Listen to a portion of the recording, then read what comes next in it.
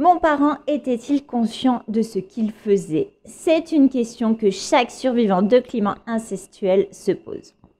Même les experts ne sont pas tous d'accord sur la réponse. D'un côté, certains psychiatres et psychologues avancent que la plupart des parents incestuels reproduisent ce qu'ils ont eux-mêmes vécu dans leur enfance.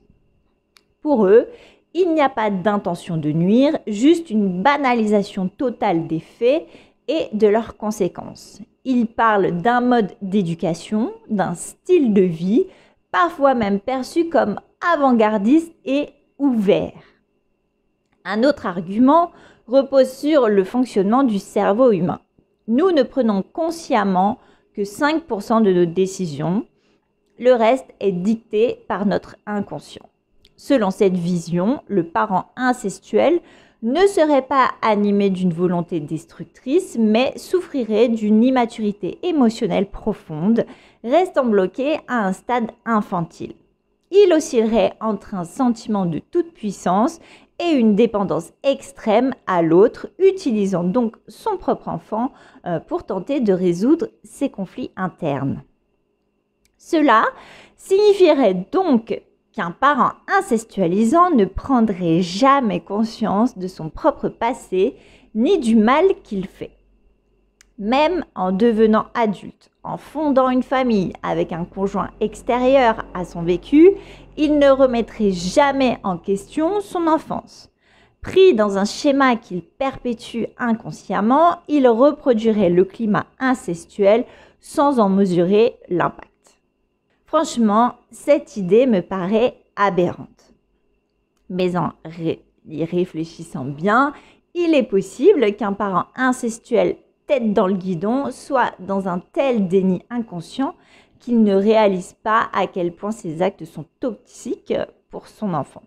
D'un autre côté, une autre vision affirme que c'est absolument impossible. Un climat incestuel ne se joue pas sur un acte isolé, mais sur des années et des années de comportements répétés. Comment croire qu'en tout ce temps, un parent n'est jamais un moment de lucidité? D'autant plus que lorsqu'il y a usage du principe de sexualisation, notamment donc des attouchements, il est évident que l'auteur sait qu'il transgresse une règle fondamentale. Il connaît les notions de bien et de mal et agit en pleine conscience.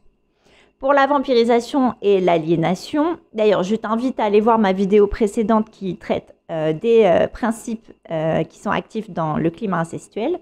Donc la mécanique est plus psychologique, mais la finalité reste la même, se nourrir de l'autre et jouir de son pouvoir par la manipulation. Le parent a besoin de ça, c'est comme une drogue. J'ai été témoin des agissements d'un père fraîchement séparé avec sa fille de 6 ans. Il allait jouer et chahuter avec elle dans son lit à elle, s'endormait dans ce même lit en lui lisant une histoire, y passant parfois quasiment toute la nuit. Il avait des conversations sur son divorce difficile. Devant sa fille, il se confiait à elle, dénigrant la mère de l'enfant sur des sujets tels que la religion, ses choix de vie et ses doutes sur sa santé mentale. Et il se plaignait aussi auprès de sa fille de sa nouvelle compagne. La fillette était aussi utilisée comme un instrument pour faire du mal à son ex-femme. Ici, nous sommes dans un cas de climat incestuel car le père n'était pas capable de poser un cadre et des limites strictes, brouillant ainsi les générations et plaçant l'enfant au même rang en fait que les adultes.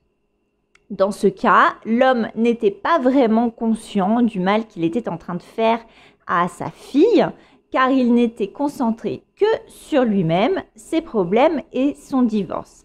Il n'avait absolument pas de recul ni de maturité suffisante pour remettre en cause l'éducation qu'il donnait à sa fille, car il était lui-même totalement perdu et submergé par sa propre vie. Dans mon cas, c'est un peu différent. Mon père est médecin, mes parents sont toujours ensemble et il y avait des attouchements.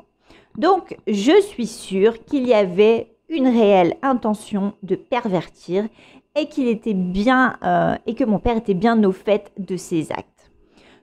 Depuis que je l'ai confronté à ce sujet, il se cache. J'aurais pensé qu'il aurait soit nié, soit minimisé, mais non, il me laisse sans certitude et dans le doute. Donc ça n'est pas grave, car j'ai coupé les liens toxiques qui me maintenaient sous emprise. Et j'accepte de ne pas pouvoir tout savoir et que des questions restent sans réponse. Ce qui serait intéressant pour la prévention, c'est d'étudier ce qu'il se passe dans le cerveau d'un parent incestualisant pour comprendre ce qui le rend addict à cette transgression. Mais bien sûr, en aucun cas, cela ne doit servir d'excuse. Peu importe son passé, peu importe ses traumatismes, c'est un adulte et il est 100% responsable de ses choix. Les parents doivent poser un cadre clair pour offrir à leurs enfants une éducation saine. Cette chaîne est là pour les survivants, mais aussi pour les parents qui veulent se questionner. Je partage aussi d'autres informations sur mon compte Instagram, donc je te mets le lien en description. Sache qu'un enfant sur 10 est victime de violences sexuelles dans sa famille. Tu connais donc forcément un enfant victime, un adulte survivant et peut-être même un auteur. Donc fais passer le message. La semaine prochaine, on parlera d'un sujet crucial, le rôle du deuxième parent. Celui qui sait, qui voit, mais qui ne fait rien.